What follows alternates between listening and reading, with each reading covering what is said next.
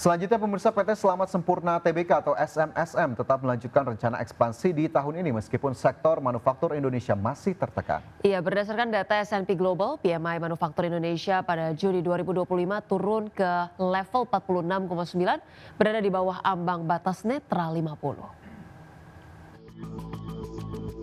PT Selamat Sempurna Tbk atau SMSM tetap melanjutkan rencana ekspansi di tahun ini meskipun sektor manufaktur Indonesia masih tertekan. Berdasarkan data S&P Global, PMI Manufaktur Indonesia pada Juni 2025 turun ke level 46,9, berada di bawah ambang batas netral 50. Pasar ekspor yang menyumbang lebih dari 70% penjualan jadi penopang utama. Diversifikasi pasar global dan fokus pada aftermarket dinilai membuat SMSM tangguh menghadapi tekanan ekonomi domestik. Wakil Direktur Utama SMSM, Ang Andri Pribadi mengungkapkan, ekspansi tetap berjalan sesuai rencana, namun pendekatannya lebih selektif dan berfokus pada efisiensi. Investasi dilakukan untuk meningkatkan produk bernilai tambah seperti otomatisasi, digitalisasi, dan kapabilitas engineering. SMSM juga ditopang oleh posisi keuangan yang sehat dan arus kas yang kuat. Hal ini memungkinkan investasi dilakukan bertahap sesuai prioritas strategis. Meski demikian, SMSM tetap waspada terhadap kondisi makroekonomi. Investasi berkelanjutan dinilai sebagai kunci untuk mempertahankan daya saing dan pertumbuhan jangka panjang. Berbagai sumber IDX Channel. Ya, masih bersama kami di Market Buzz, pemirsa, kita ke informasi dari emiten pasar modal Indonesia, di mana PT Kimia Farma Tbk atau KF melaporkan rugi sebesar 842,07 miliar per tahun 2024. Ya, walaupun masih mencatat kerugian, namun jumlah itu menyusut 57,11% dari tahun 2023 yang tercatat rugi 1,96 triliun rupiah. Dari segi penjualan, KF membukukan 9,93 triliun rupiah per tahun 2024. Angka ini naik tipis 0,67% dari periode tahun 2023 yang tercatat 9,87 triliun rupiah.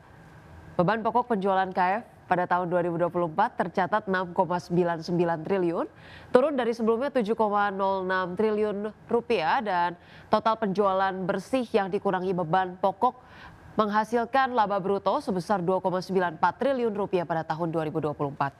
Secara rinci penjualan KF di dalam negeri untuk pihak ketiga mencapai 8,8 triliun rupiah dan pihak berelasi 990 miliar rupiah. Sementara untuk penjualan luar negeri tercatat mencapai 137,85 miliar rupiah.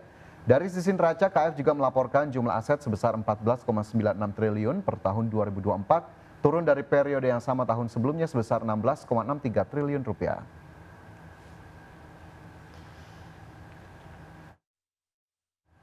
Pemirsa, emiten batubara PT Indo Tambang Raya Megah Tbk atau ITMG mengumumkan transaksi pembelian 585 juta saham emiten nikel PT Adi Kartiko Pratama Tbk. Ya, dalam transaksi tersebut perseroan diketahui mengucurkan dana sekitar 256 miliar rupiah. Dalam keterbukaan informasi, Corporate Secretary ITMG Monica Krisnamurti menjelaskan bahwa perseroan membeli sebanyak 585 juta saham PT Adi Kartiko Pratama atau setara 9,62% dari total modal ditempatkan dan disetor. Ia menyatakan transaksi tersebut bertujuan untuk investasi jangka panjang dan diversifikasi investasi perseroan. Sebagai catatan, keinginan untuk melakukan diversifikasi ke bisnis nikel telah diungkapkan ITMG sejak beberapa tahun sebelumnya. Tahun lalu ITMG menuturkan tengah mengincar perusahaan nikel berukuran sedang di Sulawesi dengan nilai aset di bawah 1 miliar dolar Amerika. Saat itu manajemen ITMG menyatakan tertarik untuk mengincar perusahaan tambang nikel yang telah memiliki smelter.